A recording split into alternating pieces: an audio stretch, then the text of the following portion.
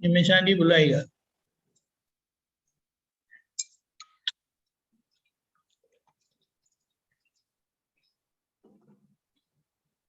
निमिषा जी।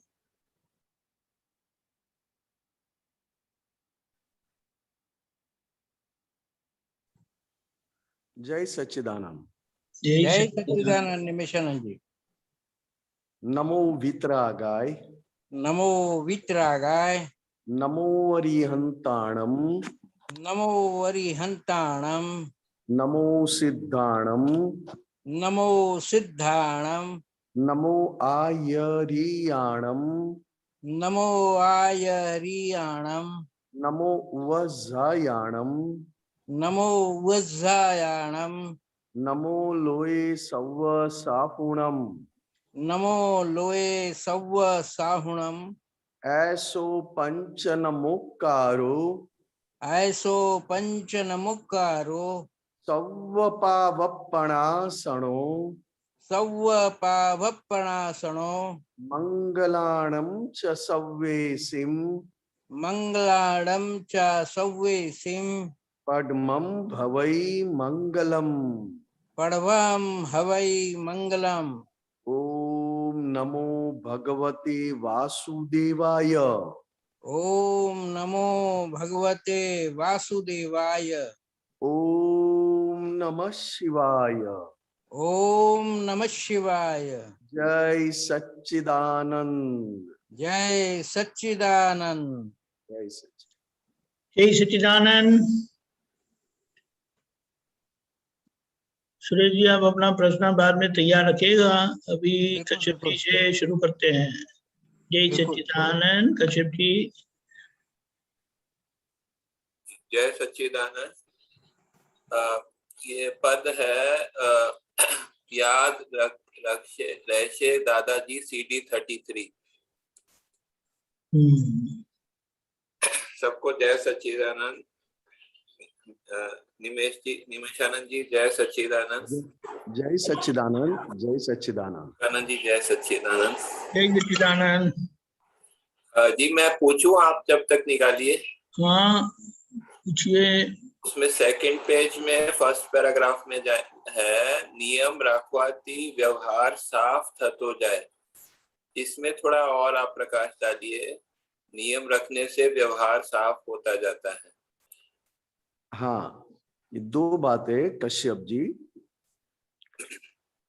जब तक क्रमिक मार्ग है और क्रमिक मार्ग में अहंकार अपने पास है, मतलब अहंकार अभी भी साबुत है, तब तक नियम से चलने पर हमारा व्यवहार, हमारा अंतस्करण शुद्ध होते होते आगे बढ़ता है।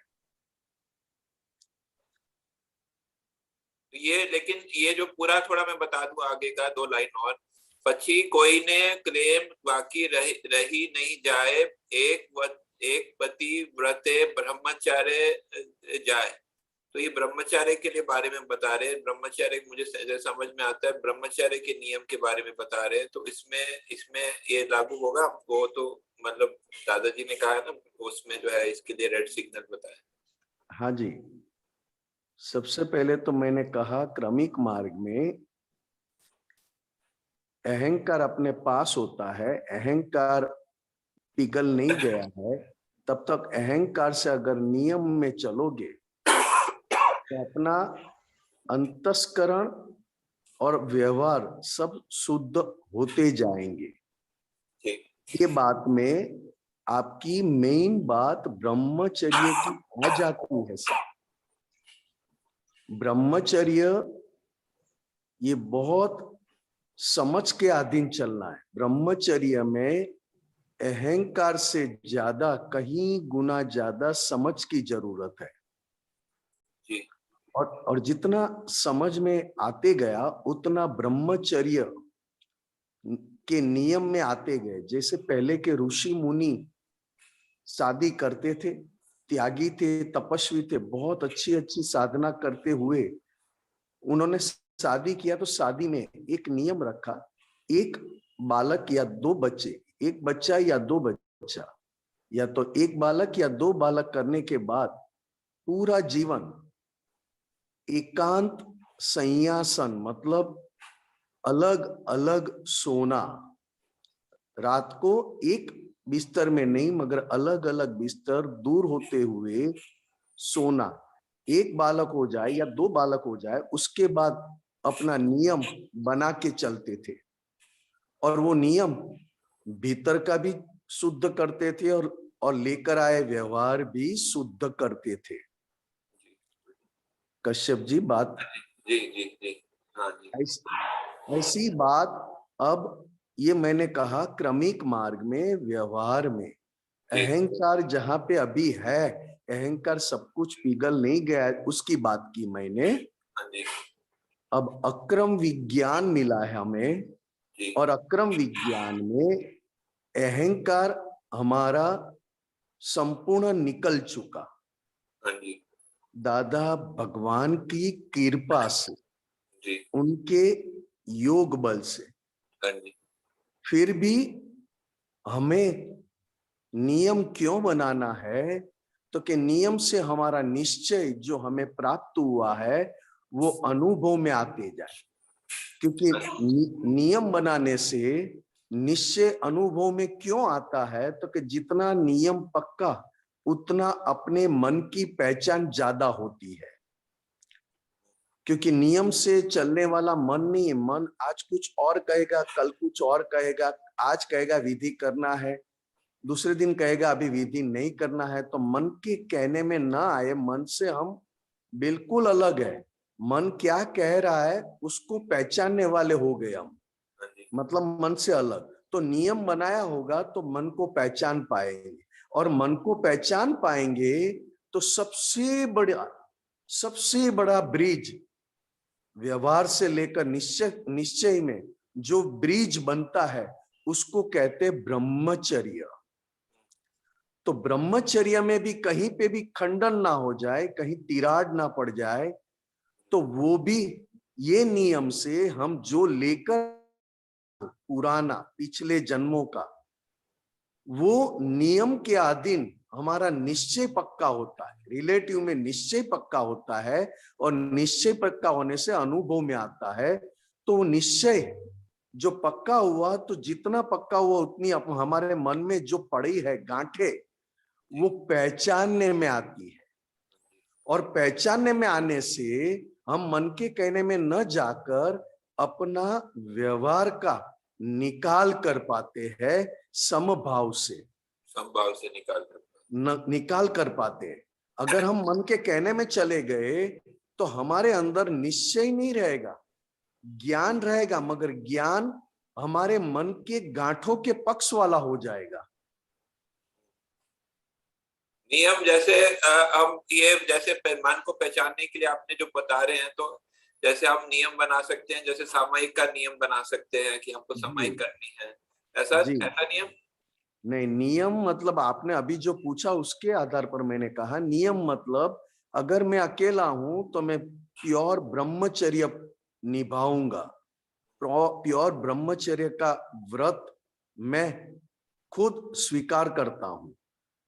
और अगर मैं शादीशुदा हूं, संसारी हूं, मैंने शादी की है, तो नियम अक्रम विज्ञान में क्या है, केवल एक पत्नी व्रत, मतलब अपनी पत्नी के अलावा कहीं पे भी दृष्टि न बगड़े, चारित्र न बगड़े, कोई ऐसी बातें होकर हमारे अंदर कुछ अब्रह्मचर्य दूसरी स्त्री के प्रति खड़े न हो जाए, तो उसको दादा भगवान ने इस काल में, कलयुग में, यह अक्रम विज्ञान के अधीन एक पत्नी व्रत को ब्रह्मचर्य कहा।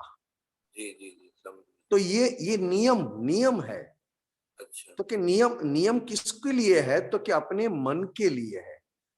तो कि मन के लिए क्यों है, तो कि ज्ञान पाने के बाद, अक्रम विज्ञान से दृष्टि पाने के बाद मन में कौन सी गांठ कितनी बड़ी है और कहां तक हमें परेशान करती है या तो हमें फिसला देती है, वो पहचानने का अक्रम विज्ञान का हमारा धर्म है। तो यही बात अगर मैं ये पक्का कर लूं तो मेरे ऊपर किसी का भी क्लेम खड़ा ना रहे, और मैं जो फाइल लेकर आया हूं उस फाइल का संभव से निकाल कर सकूं।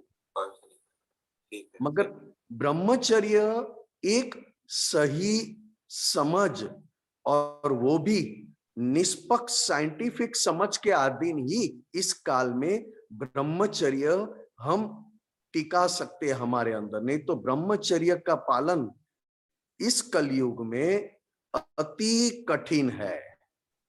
तो यहाँ तक एक कहा, पति व्रत का निश्चय से मतलब नियम है, वो निश्चय का नियम है वो, ऐसा नहीं, मैं दो बात कर रहा हूं साहब। अगर मैं अकेला हूं तो ब्रह्मचर्य का व्रत पालना अति समझ साइंटिफिक समझ की जरूरत है। और आपने शादी की है तो शादी करने के बाद एक पत्नी व्रत का ब्रह्मचर्य पालना, वो भी इस कलयुग में ब्रह्मचर्य ही कहा जाता है। मगर उसके लिए भी बहुत समझ की जरूरत है साहब। हाँ, तो समझ के आधार पे नियम हम एक पत्नी व्रत का करते हैं ना, जो शादीशुदा लोग। नहीं, आपने नियम तो कर लिया, मगर नियम टिकेगा कैसे? हाँ, समझ के आधार पे। हाँ, बहुत पक्की समझ होनी चाहिए कि इसमें मैं क्या गुमा रहा हूं और मुझे क्या फायदा हो रहा है, इसमें मुझे कहाँ ठंडक आती है और कितनी जलन मुझे होती है। ये सारी बात समझ में आए तो एक पत्नी व्रत ब्रह्मचर्य में भी बहुत बड़ी ताकत है। शादी नहीं की और ब्रह्मचर्य पालते हो, वो अच्छी बात है। शादी करने के बाद एक पत्नी व्रत ब्रह्मचर्य पालना, वो उससे भी ज्यादा समझ वो होनी चाहिए। समझ में आया। हाँ ये जी। नेक्स्ट वाला जो पैराग्राफ है उसमें लास्ट लाइन में लिखा है, एक पति व्रत ब्रह्मचार्य प्राय। ये प्राय प्राय मतलब प्रायः वो मतलब वो कविराज ने वो प्रास बिठाने के लिए लिखा है, मतलब ऐसा है। प्राय जहाँ मतलब मुझे समझ, प्राय का अर्थ होता है कि सब तकरीबन वही जो है ब्रह्मचार्य के समान जो है। तो ये प्राय मतलब प्राय ही होता है। मैं थोड़ा ये आपसे क्लियर करना चाह रहा हूँ। ये आप पूरा पढ़ोगे तो बहुत अच्छी समझ में हाँ, आएगा। एक आकाल शब्द ने, पकड़ते हैं, हाँ, आकाल ने अनुरूप नवु लघु शास्त्र शास्त्र से परस्पर ने वफादार, जी, परस्पर ने वफादार बधा पूज्य पात्र छे। स्त्री अपने पुरुष को वफादार है और पुरुष अपनी पत्नी को वफादार है। तो आपको ब्रह्मचर्य आपके अनुभव में आते जाएगा। एक पतिव्रता ब्रह्मचर्य प्राय मतलब अनुभव होता है, अनुभव होता है। हाँ। मगर दोनों एक दूसरे के प्रति वफादार हो, प्रामाणिक हो, तो पुरुष स्त्री के लिए एक पतिव्रता ब्रह्मचर्य, एक पतिव्रता ब्रह्मचर्य से, ये ब्रह्मचर्य रखने से ये बहुत ही एक दूसरे को परस्पर वफादार रह सके, ऐसा प्राप्त अनुभव हो सकता है। नहीं तो इस कलयुग में एक पति पत्नी को वफादार रहे, एक पत्नी पति को वफादार रहे, ये कलयुग में बहुत कठिन है साहब। क्योंकि समझ यहां सब जगह समझ, जितनी समझ पक्की उतना पति पत्नी को सिंसियर है, पत्नी पति को सिंसियर है। ये दोनों सिंसियरिटी कब खड़ी हो सकती है और दोनों एक दूसरे के लिए संपूर्ण समर्पित मतलब होनेस्ट कब हो सकते हैं? तो कि ब्रह्मचर्य उसकी नींव है। संसार में संसार को अगर पार करना है तो ब्रह्मचर्य बहुत बड़ी नींव है साहब। और वो प्राप्त होने से, वो प्राय होने से तो कि अनुभव उनके साथ आपको दिखाई देता है। ये प्राय गुजराती शब्द है, इसको इसका मतलब प्राप्त होता है। से है? ऐसे तो ये संस्कृत शब्द है, अर्धमागधी शब्द है, जो भगवान महावीर स्वामी के समय में था। प्राय मतलब अनुभव सिद्ध। अच्छा, प्राय मतलब प्राप्त होना, उतना ही नहीं। हाँ, अनुभव सिद्ध। ब्रह्मचर्य से मुझे क्या प्राप्त होगा? प्राय मतलब क्या प्राप्त होगा? तो कि ये, तो कि इतना नहीं, उसके साथ मुझे अनुभव भी मुझे होते जाता है। ब्रह्मचर्य का अनुभव होता है। हाँ, अनुभव मतलब एक स्त्री दूसरे अपने पुरुष को 100% वफादार रहे, और एक पुरुष अपनी पत्नी को 100% वफादार है। वो कहाँ बात है? ये बात कश्यप जी, मुझे बात याद आई, इसके लिए कह रहा हूं। ये बात है दादा भगवान के चरित्र के ऊपर। दादा भगवान को बहुत लोगों ने फिसलाने का, मतलब ललचाने का, दूसरी बात करके हीराबा से, उनके पत्नी हीराबा से तोड़ के दूसरी शादी करने का बहुत बहुत बातें की, बहुत लालच दी, और बहुत संसार की श्यानी बातें की। फिर भी दादा भगवान हीराबा को मन से, वाणी से और काया से सिंसियर रहे, और उतना ही हीराबा भी दादा भगवान को मन से, वाणी से, काया से संपूर्ण वफादार रहे साहब। उसका नींव था ये ब्रह्मचर्य, चारित्र। तो मतलब अनुभव में आता है ब्रह्मचर्य, एक पतिव्रत।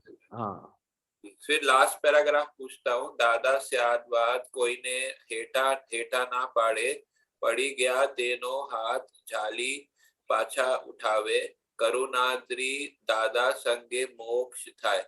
एक तो ये हेठा ना पाड़े, इसका अर्थ समझाए, और करुणाद्री आद्री दादा संगे मोक्ष थाय, इसका अर्थ समझाए। हेठा पाड़ना मतलब गिर जाना। अच्छा, कोई मतलब भी दादाजी आप किसी को गिराते नहीं थे, ऐसा बोलना चाह रहे अपने स्यादवाद वाणी के कारण?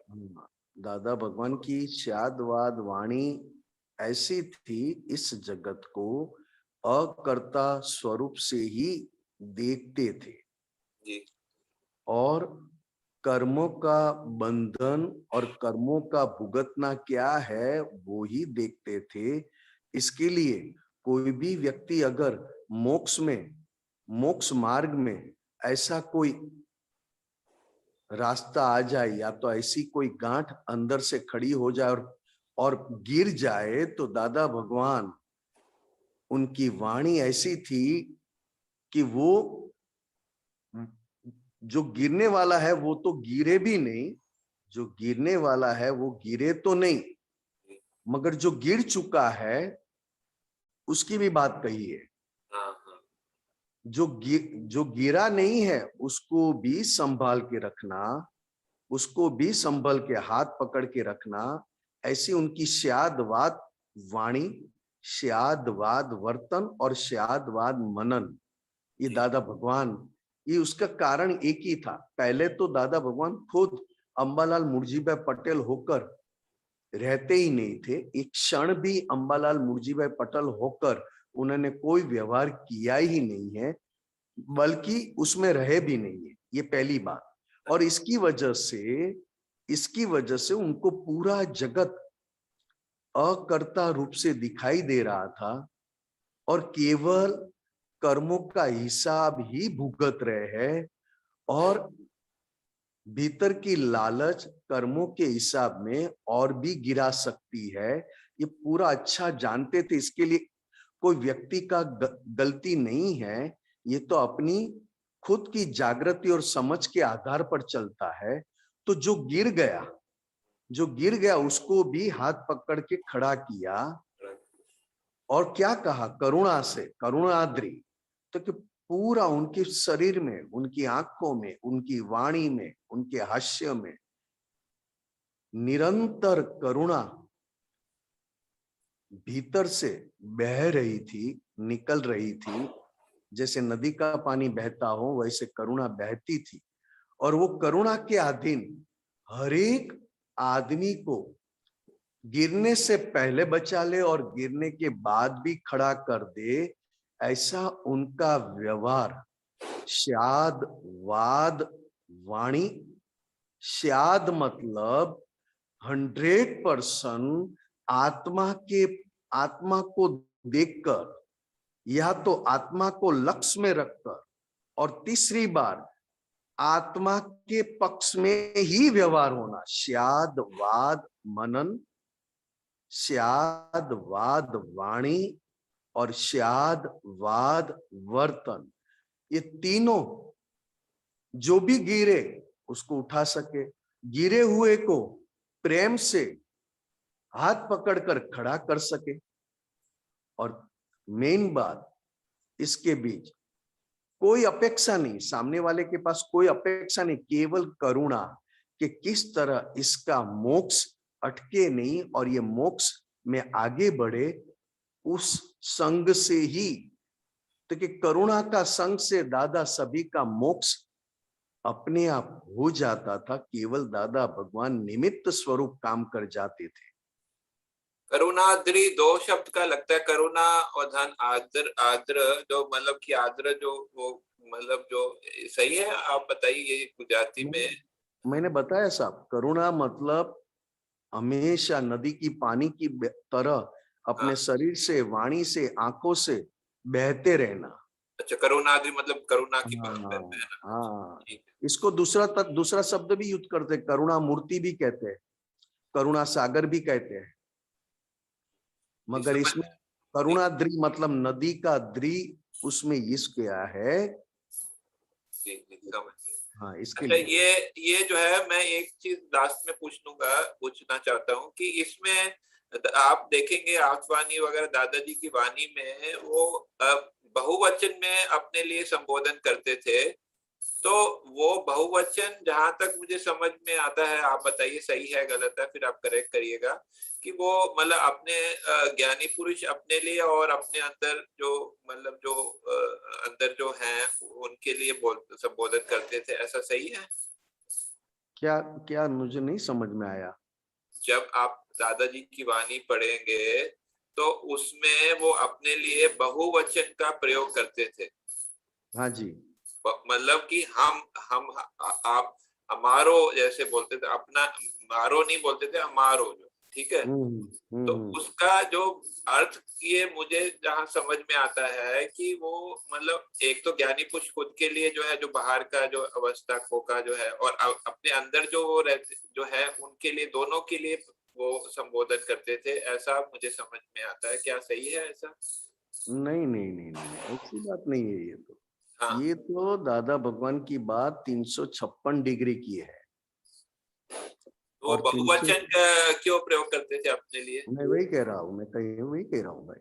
356 डिग्री में 356 के नीचे जो भी आ गए, 360 तीर्थंकर भगवान है। 360 मतलब केवल ज्ञान, और केवल ज्ञान में 4 अंश बाकी है, उसको कहा 356। 356 के पहले जो भी है 55, 54, 50, 49, ये सभी ये 356 में, क्योंकि 356 इस काल में सेंटर कहा है, क्योंकि इस काल में 360 सेंटर नहीं हो सकता। इसके लिए 356 डिग्री मतलब केवल ज्ञान ही कह सकते हैं। फिर भी दादा भगवान ने केवल दर्शन का मतलब सेंटर कहा। दर्शन से सेंटर में है, दर्शन केवल दर्शन से सेंटर में है, केवल ज्ञान से थोड़ा सा ही सेंटर से हटके है, मतलब सिमंदर स्वामी से थोड़ा सा ही कम है। और जब सेंटर की बात करते हैं तो पूरे जितने व्यू पॉइंट वाले हैं वो उसमें समा जाते हैं। और जो बात सभी को काम में लगे, ऐसी दादा भगवान की बात को श्यादवाद कहा।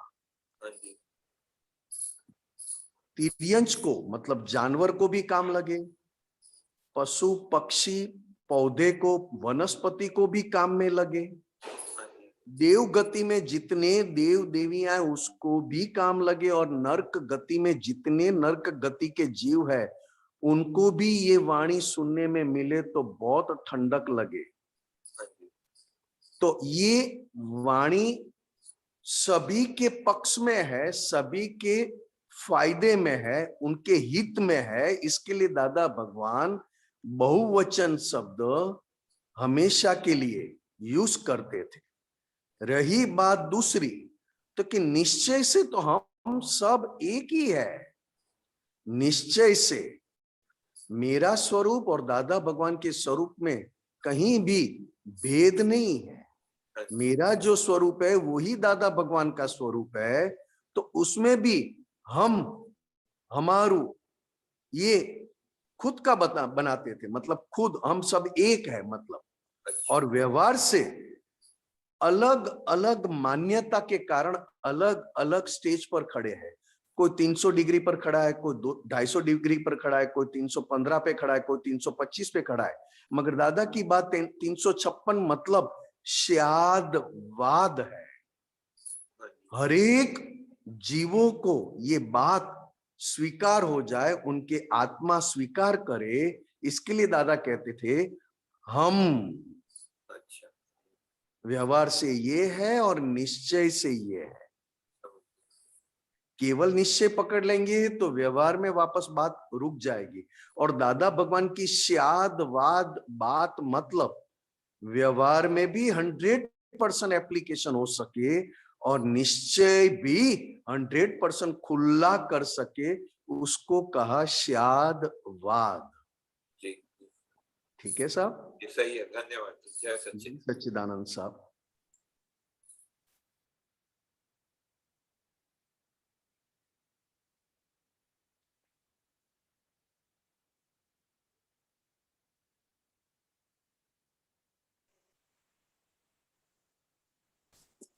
जी, जय सच्चिदानंद। जय सच्चिदानंद। सर मैंने आपके मोबाइल पे भेजे 2 क्वेश्चन।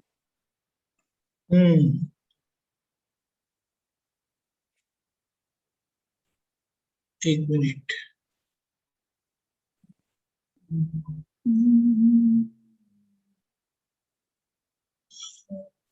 गुजराती में है।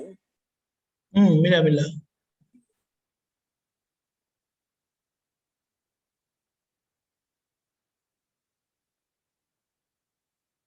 ये कि वो पहले वाला?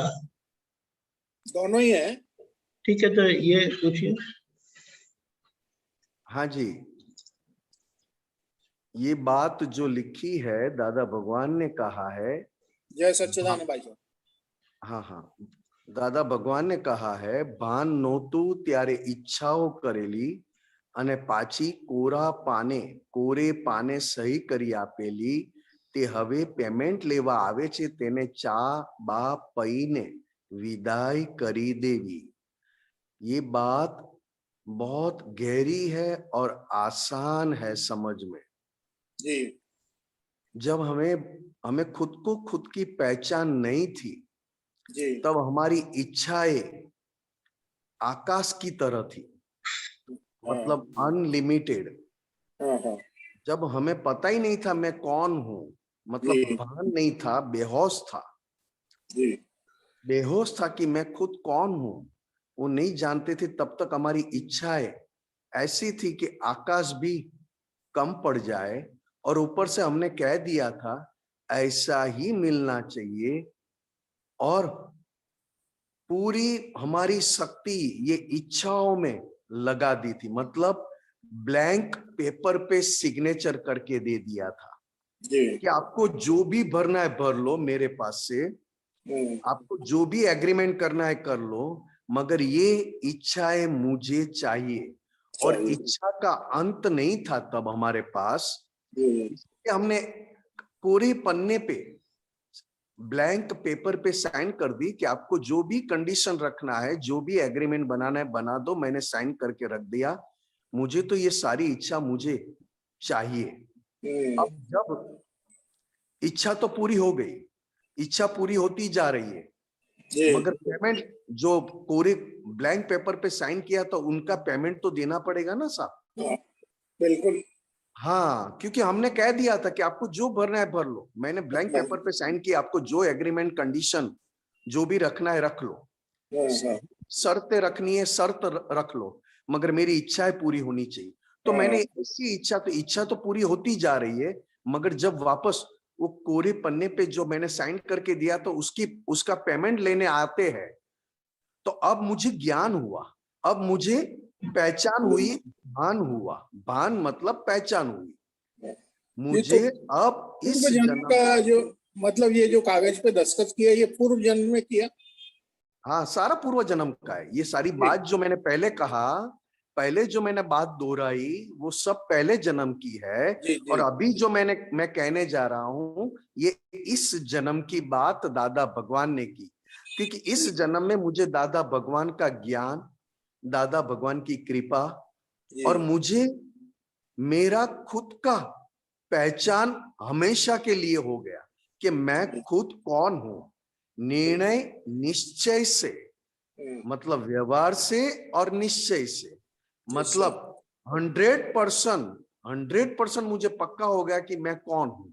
अब ये मैं खुद शुद्धात्मा हूं। ये होने के बाद मैंने अपने मन वचन काया को, मतलब अपने खुद के मन वचन काया को कह दिया कि भाई अब तू इस जन्म में जो भी पेमेंट लेने आ रहे हैं, मुंह बिगाड़ के, या तो बुद्धि लड़ा के, या तो न्याय अन्याय की बातें करके पेमेंट मत करना। अभी तू इतना ही समझ ले, मैंने पिछले जन्म में सिग्नेचर करके दिया था, सब इच्छाएं पूरी हो रही है। उसमें सबसे बड़ी इच्छा कौन सी पूरी हो रही है? तो कि कितने जन्मों के भाव, कितने जन्मों के भाव, मैं तो कितने मतलब मैं संख्या में भी नहीं कह सकता, उतने जन्मों के भाव से मेरी सबसे बड़ी इच्छा इस काल में पूरा हुआ, दादा भगवान का ज्ञान मिलने पर। जी और दादा भगवान जैसा मैं बन गया, तो अब मैं मेरे मन वचन काया को क्या कहता हूं? जो भी तूने उधारी रखी है, तेरी इच्छा तो पूर्ण हो गई, मगर जो भी तुझे पेमेंट चुकाना है, वो किसी भी कंडीशन या किसी भी बुद्धि की बात करके, या तो न्याय अन्याय की बात किए बिगर पेमेंट तो कर देना, मगर ऊपर से चाय भी पिलाना। चाय पिलाकर पेमेंट कर कर उसको विदाई करना। जो भी लेने आते हैं, जी जो भी व्यक्ति के साथ, जीवित व्यक्ति के साथ, जी सबसे पहले इस सूत्र में जीवित व्यक्ति के साथ पेमेंट कैसे चुकता करना, ये ज्ञान मिलने के बाद, तो कि पेमेंट केवल चुकता नहीं करना है, 100% खुश होकर, 100% प्रेम से, मतलब पेमेंट तो लेने आए, मगर भाई साहब आप चाय पिएंगे, चाय पीकर जाइए। बिल्कुल बिल्कुल ऐसा करोगे तो दादा भगवान की बात याद आ गई मुझे साहब। दादा भगवान ने कहीं से भी इस जन्म में कुछ भी लिया नहीं है। जी जी जी जो भी आए देते ही गए, देते ही गए, देते ही गए।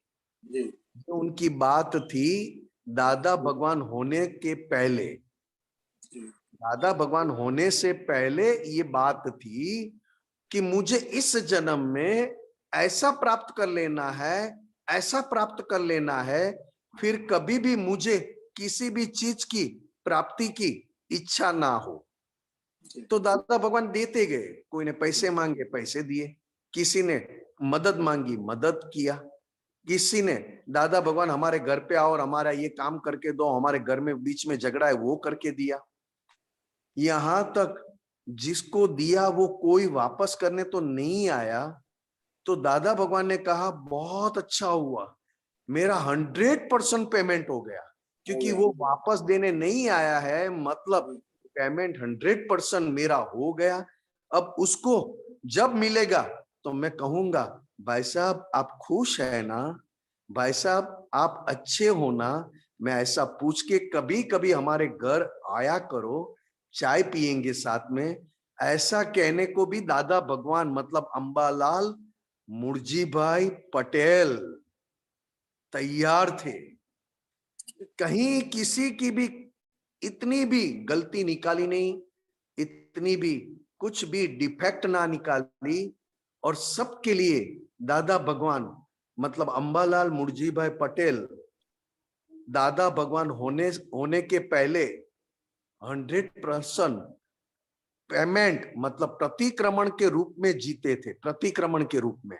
अभी मुझे अच्छा बुरा, सच झूठ, न्याय अन्याय देखना नहीं है, मुझे प्रतिक्रमण के रूप में अभी जीवन जीना है। तो जीते जीते जीते जीते 50 साल की उम्र दादा भगवान की, 50 इयर्स, और 1958 का साल, और सूरत स्टेशन के प्लेटफॉर्म पर नंबर 3 पर बैठे थे और बड़ौदा जाने की ट्रेन की राह देख रहे थे, और सूर्यास्त के पहले खाना खाते तो खाना खा के बैठे थे, और पूरा हिसाब ऐसा खत्म हो चुका था, ऐसा खत्म हो चुका था, एकदम से बट नेचुरल पूरे बादल में से बाहर आ गए और सूर्य नारायण संपूर्ण प्रकट हो गए। ऐसा अंबालाल मुर्जी भाई पटेल के शरीर में आत्मा, शुद्ध आत्मा, एक भी प्रकार का कर्मों का हिसाब बाकी ना हो। मतलब कौन सा कर्मों का हिसाब? तो कि क्रोध, मान, माया, लोभ के अधीन जो हिसाब खड़े थे वो सारे हिसाब उन्होंने चुका दिए। तो अंदर से परमात्मा प्रकट हो गए अंबालाल मुर्जी भाई पटेल, और वो परमात्मा प्रकट होने के बाद उनके साथ कौन सा हिसाब रहा? तो कि सबसे पहला जगत कल्याण का, कि मेरा जो कल्याण हुआ है वो ऐसा ही लोगों का कल्याण कर सकूं, निमित्त बन सकूं, ऐसा मुझे आयुष्य चाहिए जी, और ऐसी मुझे पहचान चाहिए कि मैं वितराग क्षत्रिय हूं। केवल कहने के लिए क्षत्रिय नहीं, वितराग क्षत्रिय। क्षत्रिय मतलब मोक्ष में, मतलब ये तीर्थंकर और ज्ञानी पुरुष वो क्षत्रिय होने के बाद ही ये दशा प्राप्त कर सकते हैं। तो ये सारी बातें जो बाद में जो हिसाब रहा वो कैसा हिसाब था? तो कि वो हिसाब अपने भीतर है परमात्मा को ढंक दे, मतलब अंदर से कवर कर ले, ऐसा नहीं था। परमात्मा परमात्मा ही रहे, और अंबालाल मुर्जी भाई पटेल के द्वारा परमात्मा संपूर्ण प्रकट हुए, और बाकी रहा जो भी व्यवहार, जो भी हिसाब था वो अंबालाल मुर्जी भाई पटेल के डिपार्टमेंट में था, नहीं कि दादा भगवान के डिपार्टमेंट में जी। ठीक है साहब? ठीक है। ये बात ये कहलाती है, मतलब सबको विदाई दी, सबको चाय पिला पिला के खुश कर करके। ठीक है साहब? बिल्कुल ठीक है जी जी। ये आपका दूसरा सूत्र है। હું શુદ્ધાત્મા છું, બોલ્યો ત્યારથી નિર્વિકલ્પ થવા માંડે, અને તે સિવાય બીજું કંઈ બોલ્યો, હું આમ છું, હું તેમ છું, એ બધું વિકલ્પ, એનાથી બધો સંસાર ઊભો થાય। अब ये बात कहां पे है? जब तक ज्ञानी पुरुष, और उसमें भी ज्ञानी पुरुष अक्रम विज्ञानी, अक्रम विज्ञान जो खुद लेकर आए थे, खुद उनके निमित्त बने, ऐसे पुरुष जब तक नहीं मिले तब तक मैं शुद्धात्मा हूं आप बोलेंगे सही, मगर उसका अनुभव नहीं हो पाएगा, नहीं होगा। और जैसे दादा भगवान के ये हमें उनकी दृष्टि और उनके पास से ये ज्ञान दृष्टि मिली, मैं शुद्धात्मा हूं। जैसे कि अभी आप तो पुत्रों से आपको ये बात समझने के लिए मिल रही है, क्योंकि आप तो पुत्र दादा भगवान के साथ काफी समय साथ में रहे, बहुत बहुत कम आयु में, मतलब उतनी उम्र नहीं थी हमारी, 16 से 20 साल के लोग थे हम, जहां पर हमको पता तक नहीं था दादा भगवान क्या है। फिर भी दादा भगवान के साथ रहना, बैठना, सेवा करना सब अच्छा लगता।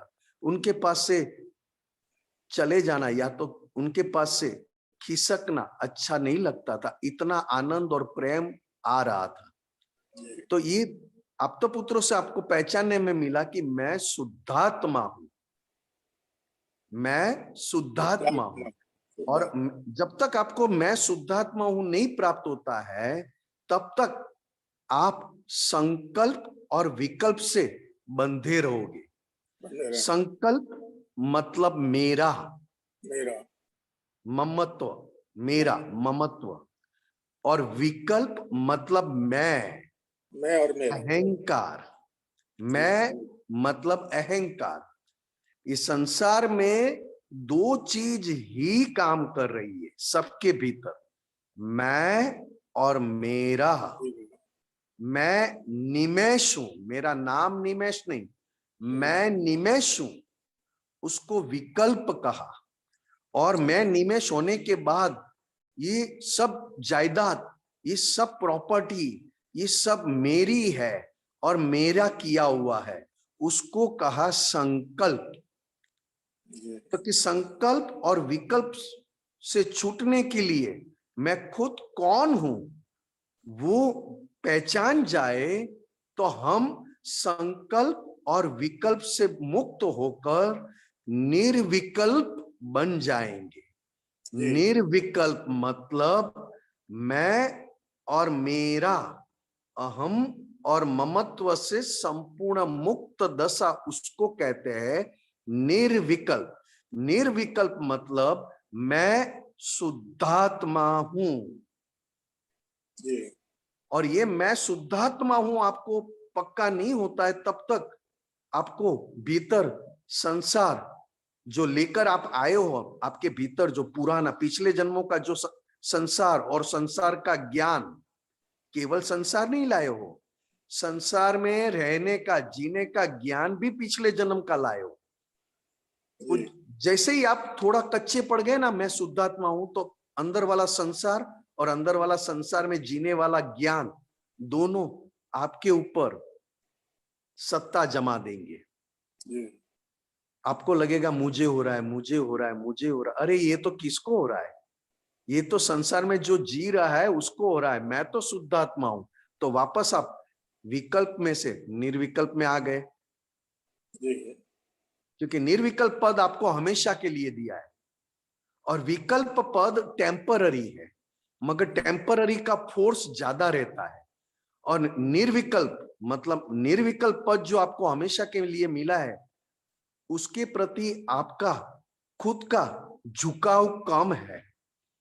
और संसार के प्रति मतलब आपके मन, वचन, काया के प्रति, आपके शरीर के प्रति आपका झुकाव ज्यादा होने से आप बार बार विकल्प की इफेक्ट आपको होती है।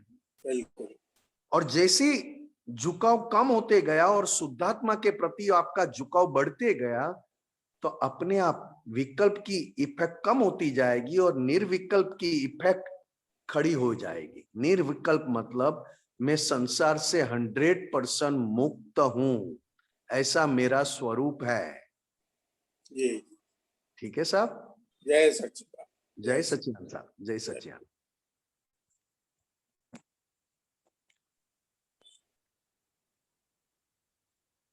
जय सच्चिदानंद।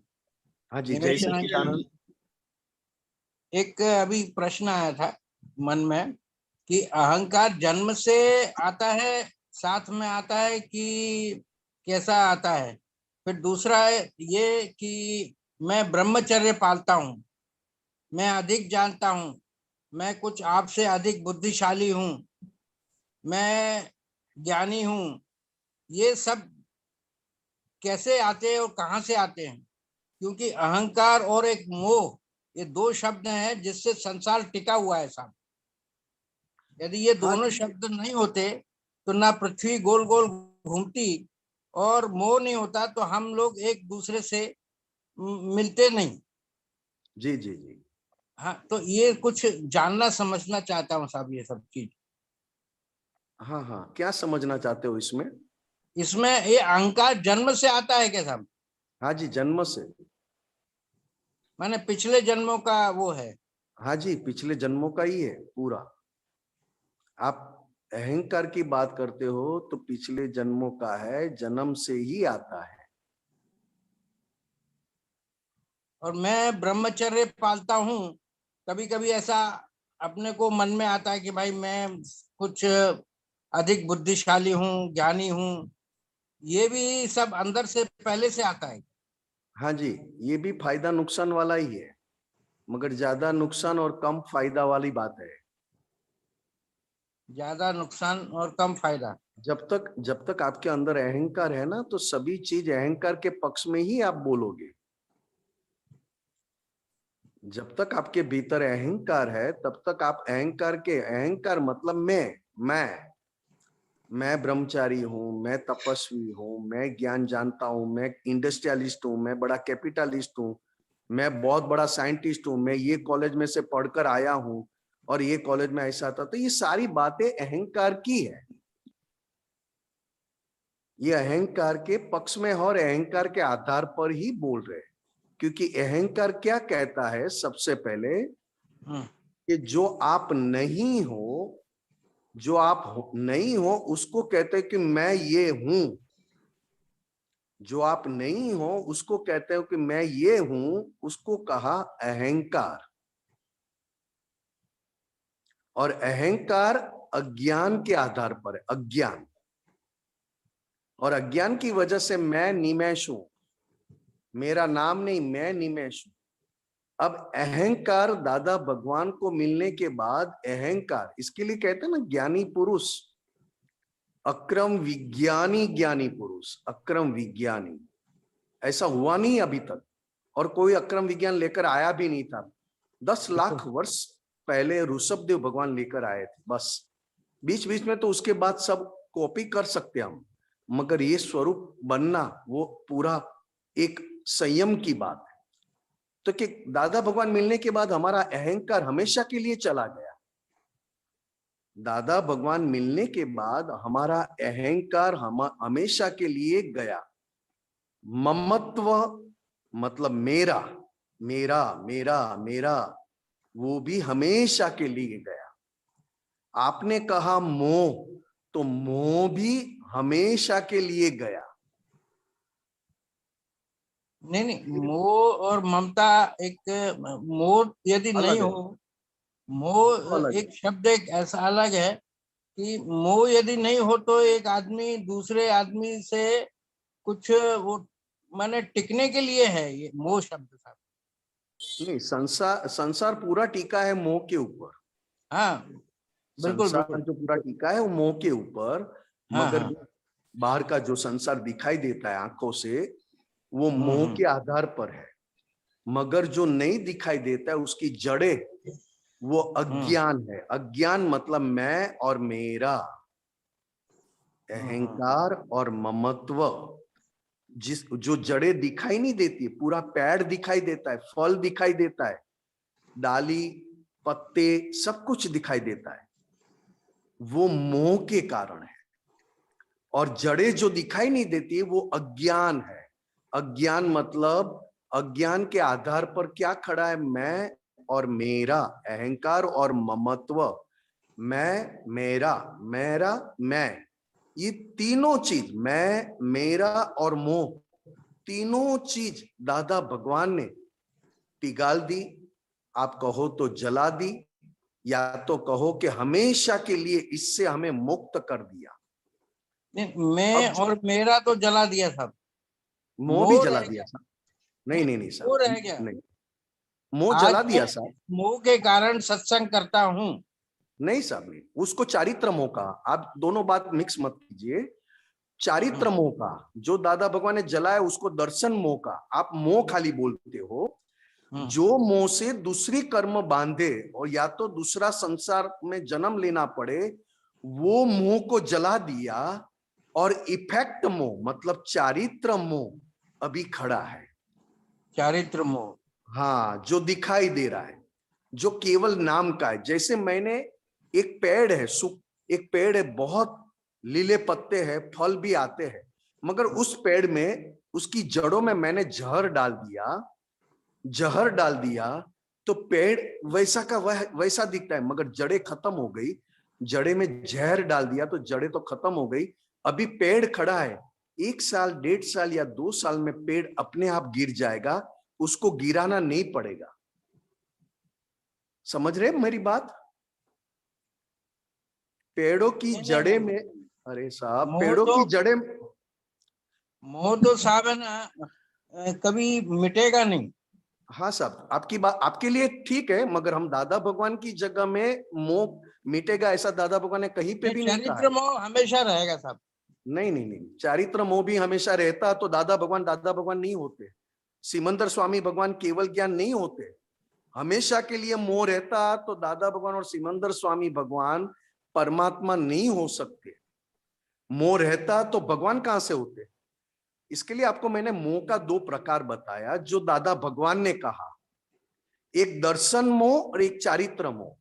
और उसके लिए मैंने आपको एग्जाम्पल भी दिया कि एक पेड़ है, लीले पत्ते हैं, फल भी बहुत है, मगर उसकी जड़ों में मैंने जहर डाल दिया, जड़ें खत्म हो गई, फिर भी पेड़ खड़ा है।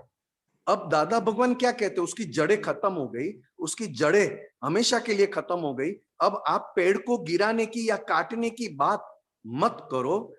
1 साल, 1.5 साल, 2 साल राह देखो, अपने आप पेड़ गिर जाएगा, क्योंकि जड़ें अभी है ही नहीं। तो जो पेड़ गिरा, लीले पत्ते वाला, फल वाला जो पेड़ पूरा गिर गया, उसको कहा चारित्र मोह हमेशा के लिए गिर जाना। जो दादा भगवान का चारित्र मोह खत्म हो चुका था। उनका चारित्र मोह केवल अंबालाल मुर्जी भाई पटेल के देह के ऊपर था, उसके अलावा कहीं पे भी नहीं था। चारित्र मोह खरे साहब बहुत समझने की कोशिश करना। दर्शन मोह नए कर्म बांधते हैं, तो दर्शन मोह तो हमेशा के लिए निकाल दिया, मगर चारित्र मोह में भी जो अपने शरीर तक ही सीमित है, उसके आगे नहीं है कहीं पे भी। लक्ष्मी में, स्त्री में, मैं कुछ जानता हूं, मैं ज्ञान रखता हूं, ये हूं, ये कहीं पे भी नहीं है। केवल शरीर के ऊपर थोड़ा सा टिका है। वो चारित्र मोह किसी को बोझ वाला नहीं है, मगर किसी सभी के लिए हेल्पफुल है। जैसे अंबालाल मुर्जी भाई पटेल, दादा भगवान को लक्ष्मी संबंधी चारित्र मोह नहीं था, स्त्री संबंधी चारित्र मोह नहीं था। मैं जानता हूं, मैं कुछ सब कुछ जान गया हूं, मैं ये हूं, मैं ज्ञानी हूं, मैं गुरु हूं, नहीं था। मैं सभी का शिष्य हूं, मैं सबके नीचे बैठा हूं। और मोह था तो कितना था, तो कि दादा भगवान कहते थे कि हम जब स्नान करके आते थे तो धोती जो आप आपता पुत्र पहनाते थे वो हमको पसंद नहीं आती थी। हम तो हमारी तरह अच्छी तरह धोती पहनना जानते थे। फिर आईना लेकर हम बाल बाल बनाते थे, फिर हम आंखें देखते थे, और हम पूरा तैयार होते थे अपने शरीर के ऊपर। उसको दादा भगवान ने चारित्र मोह कहा। मगर ये चारित्र मोह किसी के ज्ञान में भी बंधन में नहीं लाता है और खुद को भी बंधन में नहीं लाता है। और चारित्र मोह आज हमारा है, आज हमारा चारित्र मोह है महात्मा होने के बाद। मगर हमारा चारित्र मोह में दादा भगवान ने एक शब्द दिया, एक दृष्टि दी, जहां जहां चारित्र मोह खड़ा हो जाए उसको फाइल कहना। फाइल, फाइल, जैसे पेपर पढ़ता हूं तो फाइल। तो दादा भगवान ने क्या कहा था कि घर में हमारे फैमिली है, तो फैमिली है, शुद्धात्मा के दर्शन भी किए, मगर व्यवहार दृष्टि से क्या था कि फाइल, इस फाइल का संभव से निकाल करना बाकी है। तो जैसे जैसे दृष्टि यूज करते गए, नहीं तो ये आपकी बात सब सही है, मगर मैं क्या कहता था कि दादा ने जो ये जो 5 स्टेटमेंट साइंटिफिक दे दिए, रियल, रिलेटिव, कुदरती, रचना, ये दादा के जो स्टेटमेंट्स थे लोगों को जीने के लिए, संसार को समझने के लिए और खुद को समझने के लिए। नहीं, आप गलती करते हो साहब, आप गलती करते हो। दृष्टि पाने के बाद ये दिए है। अगर दृष्टि नहीं मिलती है तो ये वाक्य नहीं काम के है। नहीं, दृष्टि पाने के बाद तो, हाँ, तो पाने के बाद दादा ने दी, दृष्टि दादा ने दी, और वो दृष्टि अब आप लोगों को पहुंचा रहे हैं। हाँ, ठीक है। दृष्टि आप लोगों को पहुंचाने की कोशिश में हो। उनका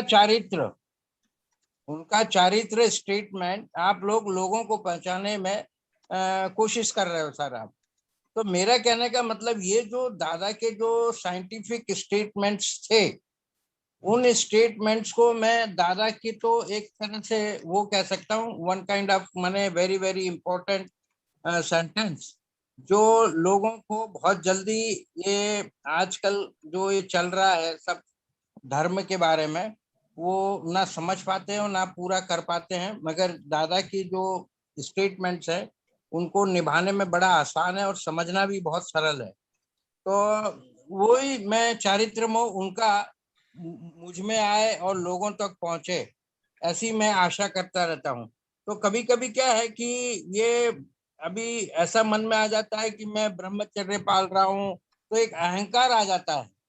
तो आप कहते हो कि ये पुराना अहंकार अपन लोग लेकर के आए हैं, एक अहंकार आ जाता है। साहब पहली बात तो आप समझे ही नहीं है। दादा भगवान के आज्ञा से ब्रह्मचर्य पालना ये समझ के ऊपर है, और जहां पर समझ है वहां पे अहंकार नहीं है साहब। अच्छा आप अच्छा, दोनों बातें समझ मिक्स करते हो। बाप रे, आप कहाँ। दादा भगवान ने ब्रह्मचर्य का व्रत दिया, सही समझ दी, उनकी कृपा हुई, और उस आधार पर ब्रह्मचर्य हम पाल रहे हैं। वो भी अहंकार अहंकार के साथ ब्रह्मचर्य पालना मुमकिन नहीं है साहब। अच्छा अच्छा अच्छा, ये आप बात बहुत ये मिक्स कर माने देते हैं। सहज पाल रहे हैं आप लोग। ये तो दादा कोई भी जो पाले रहा है तो मैं तो वापस बात कहूंगा, तीसरी बार कहूंगा आपको, दादा भगवान की कृपा से हो रहा है, मैं ये कह रहा हूं।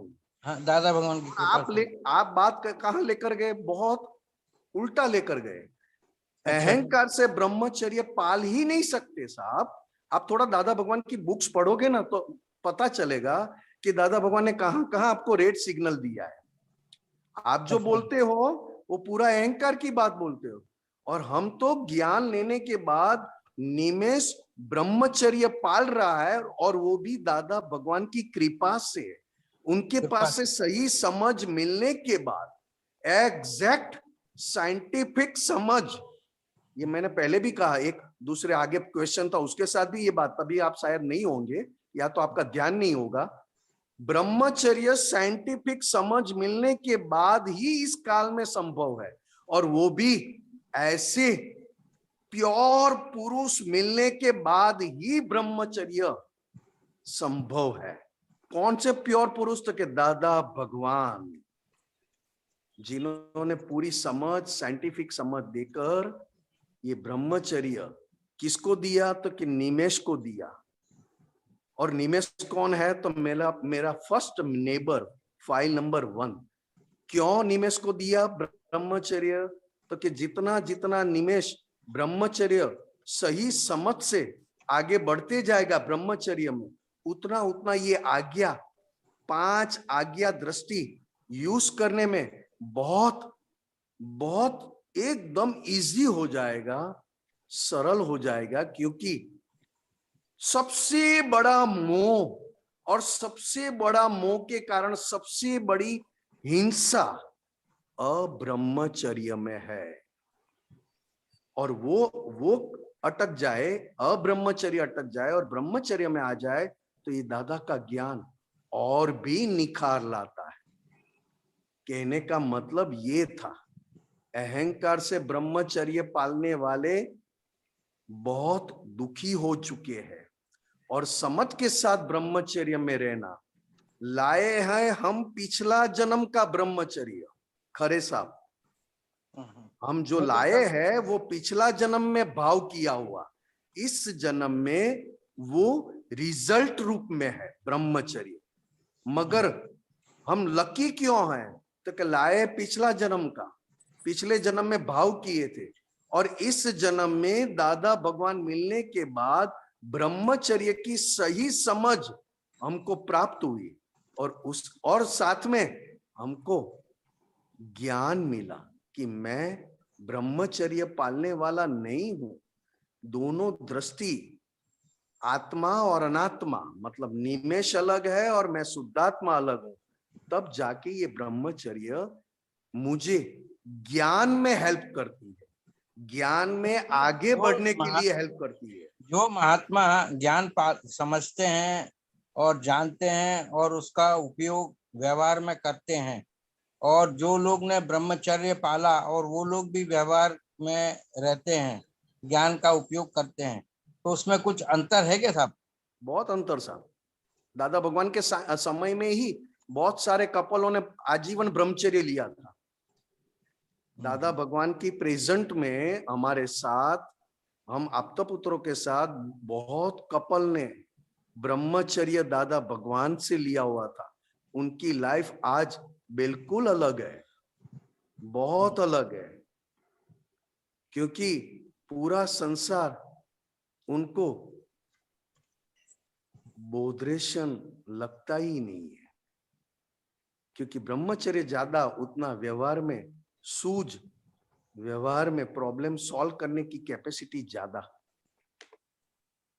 जो भी हिसाब है आराम से हिसाब का निकाल कर सके, क्योंकि ब्रह्मचर्य शरीर की एक बहुत बड़ी शक्ति है, और वो शक्ति को दादा के 5 आज्ञा में आपने यूज की और भी फायदा होता, और बहुत कपल ने लिया है। ठीक है साहब, जय सच्चिदानंद। सच्चिदानंद, जय सच्चिदानंद। जय सच्चिदानंद। क्विकली कहाँ हुए डॉक्टर अभिनव जी? जय सच्चिदानंद। जय सच्चिदानंद। ये बताइए कि जो जब ये सुन रहे हैं, सत्संग वगैरह सुन रहे हैं अपन, जो सत्संग सुनते हैं और ये अपन जैसे समझ रहे हैं इसको, तो ये समझ को जो सुन रहे हैं, क्वेश्चन के जो आंसर ले रहे हैं, तो उसमें अपने को उसमें जुड़ना है या उससे अलग रहना है? उसको मतलब अपने को साथ में रखना है, ग्रहण करना है उसको, या फिर अपने को उसमें देखने जानने वाला बनना है, या फिर उसको कि भाई हमें खुद उसमें जुड़ना है, अपने आप को जोड़ना है उसमें? जब तक समझ पक्की ना हो जाए तब तक अपने को 100% जोड़ना है। जैसे लक्ष्मी के संबंध में कैसे जुड़े हुए हैं,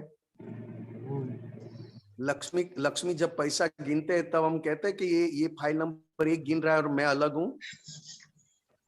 क्या बात है, हाँ साहब, बहुत बढ़िया। ये कभी भी दीपक आनंद जी नाम अभिनव जी। हाँ जी, हाँ, कभी भी अभिनव जी, सत्संग में हमें कभी भी जोड़ने का मन हुआ ही नहीं है। अगर सत्संग में जुड़ गए तो व्यवहार तो अपने आप सॉर्ट हो जाएगा। मगर हर जगह अपने को इंटरेस्ट आता है, हर जगह हम जुड़ जाते हैं, हर जगह हम, एक नया टीवी लेना हो ना साहब, तो टीवी की इंक्वायरी में भी जुड़ जाते हैं, मोबाइल में भी जुड़ते हैं, पेपर में एडवर्टाइज में भी जुड़ते हैं, और दुकान में जाके भी जुड़ जाते हैं। मगर दादा का ज्ञान में जुड़ना, ये तो बहुत बहुत बड़ा समर्पण है। दादा को समर्पित होना, उससे कहीं गुना दादा के ज्ञान को समर्पित होना, यानी जुड़ना, उसमें 100% इंटरेस्ट आना, वो बात कहाँ है साहब? ये कहाँ है अभी तो सत्संग है, सत्संग मिल रहा है, पुण्य से सत्संग बहुत अच्छा मिलता है, घर बैठे मिल रहा है, कहीं पे भी जाना नहीं पड़ रहा है, अपने घर में एसी ऑन करके सत्संग कर सकते। इतना पुण्य लेकर आए हैं कि सत्संग तो घर में बैठे हमको परोसते हैं, आपको और मुझे भी। आपकी बात नहीं कर रहा हूं, आपके साथ बात करता हूं, तो मुझे पहले फायदा होना चाहिए। दादा भगवान होने के बाद लोगों को फायदा हुआ। दादा भगवान पहले लोगों को पहुंचाने नहीं गए थे, पहले अपना काम निकाल लिया, और अपना काम ऐसा निकाला कि उसके बाद लाखों लोगों को काम में आए दादा भगवान, और दादा भगवान के ज्ञान लोगों को। मगर खुद का कैसा कभी काम निकला? तो 100% खुद का काम निकालना है, 100% मुझे खुद को दादा भगवान जैसा पहले प्योर बनना है, और मैं प्योर बनूंगा तो दूसरों का अपने आप काम हो जाएगा। जैसे गुलाब है तो उसकी सुगंध अपने आप पहुंच जाएगी हर किसी के नाक। मगर मुझे मेरा काम निकालना है और उसके लिए जुड़ना है, नहीं कि केवल सत्संग करके, पुण्य से सत्संग मिला है, सत्संग सुना और अंदर मेरा नॉलेज बढ़ा, उसके लिए नहीं। मेरी दृष्टि काम करने लगे। जैसे दादा भगवान की दृष्टि 5 आज्ञा दृष्टि दादा भगवान की हर पल, हर समय, हर सेकंड काम करती थी, वैसी हर पल हर समय हर सेकंड मेरी 5 दादा भगवान ने दी हुई 5 आज्ञा दृष्टि काम करे, इसके लिए सत्संग में जुड़ना है साहब। बाकी हर जगह तो आप ज्वाइंट होकर आए हो, एक ही जगह ज्वाइंट होकर नहीं आए हो। इस शुद्ध ज्ञान को मति ज्ञान में ले जाना है। ना ना ना ना, ऐसा कुछ नहीं करना है, केवल आपको जुड़ना है। तो जुड़ोगे तो अपने आप भीतर आपका ही ज्ञान, आपके भीतर जो ज्ञान है वो अनुभव में आते जाएगा। श्रुत को मति में ले जाओ, मति को श्रुत में ले जाओ, ये धंधा कब तक करोगे आप? तो इस बिजनेस से तो हमको कभी का मुक्त कर दिया दादा भगवान ने।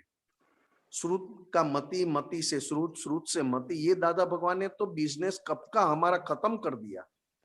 सीधा हमको केवल ज्ञान में बिठा दिया है। किस में बिठाया है साहब? केवल ज्ञान में। केवल ज्ञान में बिठाया है। जब केवल ज्ञान हो गया, एक मिनट साहब, बीच में कोई स्टेशन नहीं रखा है, केवल ज्ञान में बिठाया है। जैसे जैसे दादा भगवान के प्रति हमारा समर्पित और उनके ज्ञान के प्रति समर्पित बढ़ते जाएगा, आप ही के भीतर खोला हुआ केवल ज्ञान अनुभव में आते जाएगा। ज्ञान बाहर से लेने की चीज नहीं है, ज्ञान आपके भीतर है साहब, मगर इंटरेस्ट, ठीक है साहब। जय सच्चिदानंद साहब, जय सच्चिदानंद। तो मोक्ष के लिए मैं पूछ रहा था कि जैसे जैसे अपन जाने कि मैं शुद्धात्मा हूँ, मैं देखने जानने वाला हूँ, उसको बने, तो आगे जिससे मोक्ष के लिए कोई पुरुषार्थ करने की जरूरत नहीं है। उसके बाद अपने को साहब यही पुरुषार्थ है साहब, ये 5 आज्ञा का पुरुषार्थ कहा मोक्ष के लिए। फिर आगे जाके अभी आगे का क्यों सोचते हो? अभी प्रेजेंट का लाभ लो ना साहब। भविष्य में आगे जाके मुझे पुरुषार्थ नहीं करना पड़ेगा, अरे ये तो क्या बात होगी। अगर मैं शादी करूंगा तो मैं कहाँ घूमने लेके जाऊंगा? अगर मुझे लस्सी पीना हो तो 1 गिलास में 2 स्ट्रॉ डालूं कि 2 लस्सी लूं? अरे साहब ये भविष्य, वर्तमान में ही रहना है, वर्तमान में रहना ही जीवन मुक्त दशा। नहीं, संसार में रहने वाला अभिनव है। आप शुद्धात्मा है, आप खुद शुद्धात्मा है, और 5 आज्ञा दृष्टि यूज करना, उसी को ही पुरुषार्थ कहा। और वो पुरुषार्थ का रिजल्ट अपने आप खड़ा हो जाएगा। जैसे इस भाव में दादा भगवान का मोक्ष मार्ग मिला ना, क्या मेहनत की थी हमने इस जन्म में, क्या मेहनत की थी, तो कैसे दादा भगवान का मार्ग मिला? ये मोक्ष दादा भगवान की बातें कैसे हमें प्राप्त हो गई? तो कि ये भी पिछले जन्म का पुरुषार्थ था। तो इस जन्म में 5 आज्ञा दृष्टि का पुरुषार्थ करोगे तो आगे जाके रिजल्ट केवल ज्ञान ही होना है। केवल ज्ञान हो चुका है, अंदर भीतर हम केवल ज्ञान स्वरूप हो चुके हैं, केवल अनुभव में आना बाकी है। और अनुभव में लाने के लिए 5 आज्ञा दृष्टि का उपयोग करना है। तो अपने आप ही का ज्ञान आप ही के भीतर खुला किया है, जो दादा भगवान ने ज्ञान, केवल ज्ञान, वो अनुभव में आते जाएगा। जैसे जैसे 5 आज्ञा दृष्टि से व्यवहार में आप रहते जाओगे, आप ही का ज्ञान आप ही के भीतर का अनुभव में आएगा। ठीक है ना साहब? ठीक है। अच्छा, ये जो नियति का मतलब है मोक्ष की ओर निरंतर बहना ना, नियति अलग है साहब। नियति तो बाहर का भाग को कहा है, जो आप अभी अभिनव नाम का, अभी सब समय हो चुका है। चलो फिर नेक्स्ट टाइम। हाँ, जय सच्चिदानंद। निमेशान जी त्रिमंत्र बुलाएं। हाँ जी, अभिनव जी फॉलो करेगा। नमो वितरागाय, नमो वितरागाय, नमो अरिहंताणम, नमो अरिहंताणम, नमो सिद्धाणम, नमो सिद्धाणम, नमो आयरियाणम, नमो आयरियाणम, नमो उवज्जायाणम, नमो उज्जायाणम, नमो लोए सव्व सापुणम, नमो लोए सब साहुणम, ऐसो पंच नमुक्कारो, ऐसो पंच नमुक्कारो, सव्व पावपणासनो, सब पावपणासनो, मंगलाणम च सव्वेसिम, मंगलाणम च सव्वेसिम, पद्मं भवै मंगलम, पद्मं हवै मंगलम। ओम नमो भगवते वासुदेवाय, ओम नमो भगवते वासुदेवाय। ओम नमः शिवाय। ओम नमः शिवाय। जय सच्चिदानंद। जय सच्चिदानंद।